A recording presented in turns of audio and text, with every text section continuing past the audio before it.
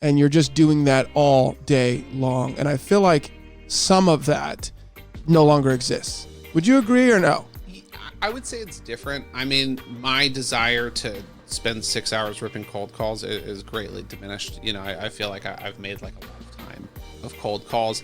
However, it's like you're tackling, the more your business grows, you're tackling bigger problems. Right. And so it's like...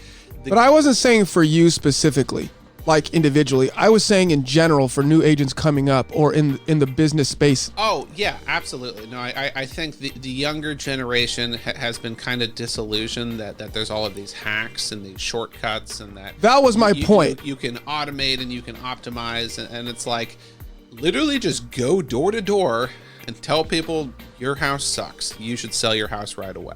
And that is going to yield more results than creating the ultimate Instagram automation strategy. Like I agree. The old tried and true brick and mortar prospecting techniques, I think, will always be superior. You got to do the work. You got to do, well, what I tell people is whatever is the most inconvenient is probably the most effective. 100%. Saw something about that the other day. It's basically everything you want is on the other side of the things you don't want to do. Okay. Let's do some questions, okay? Sure. Favorite real estate quote or mantra? Oh, man. Don't wait to buy real estate and wait. Okay. That's not what you have here. You have onwards and upwards. Okay. And you have progress over perfection. Sure. So, yeah, I would say oftentimes at our company, I get super frustrated by version 1.0 needing to be perfect. When it's like, you got to just do stuff. You know, if you have a plan, launch it. If you make mistakes, learn from your mistakes. 100%. But trying to have like the ultimate premeditated strategy, I think is very inferior to just getting out there and taking action. Yeah, I talk about that a lot personally. And I really, really believe that. There's so many people that want it to be perfect. And then that becomes an excuse that it's not perfect or a reason for them not to take action. And, you know, you can relate it from all the way to being a kid. You don't just start walking. You got to take a step and then you fall down. And then your mom or your dad or both or your uncle, whoever's raising you, says, hey, let's try it again. And then let's try it again. And you don't learn to walk your first day walking. So you can relate that all the way to everything that you do. I mean, this podcast, right? Your podcast. It's like anything you start, you have to start. I didn't understand even how these cameras work when I got in here. And then now I can do it pretty quickly.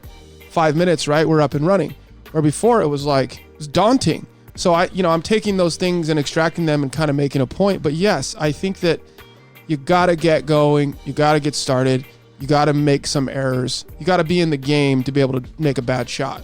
Yeah, and the thing is, you don't know what you don't know, and until you get out there and get embarrassed and have things blow up in your face, you're never going to be able to forecast the obstacles that are out there. So it's like, I would much prefer to take on a new agent who's like really eager and who's blowing up my phone and who's being kind of like unprofessional about how much they're following up with me, than someone who has like the ultimate CV from a private university, but like they show up late to our interview. Right. Or they show up and they're bragging about their CV too much, and it's like, maybe they're leaning on the degree and they don't want to do the work. I would take someone, me personally, as an employer, I'll take someone that wants to do the work generally over someone who has a better pedigree. If they're side by side, you want the pedigree as well. Obviously, you want the highest quality people you can get, but there's no substitute for hard work. Yeah, and I would even say that there's an advantage to hiring someone who is disenfranchised to some extent, because then for them, it's a big opportunity.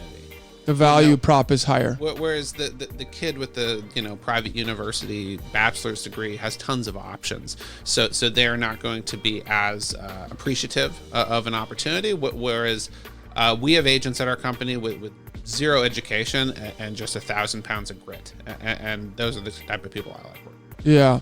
And obviously we're generalizing here, guys. Everyone's not cut from the same mold. You could find someone from Harvard that wants to work really hard, and you could find someone from off the street that doesn't want to work really hard.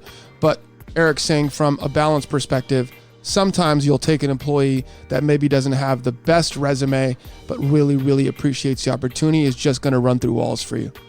By the way, like and subscribe to the podcast, guys. It really helps out.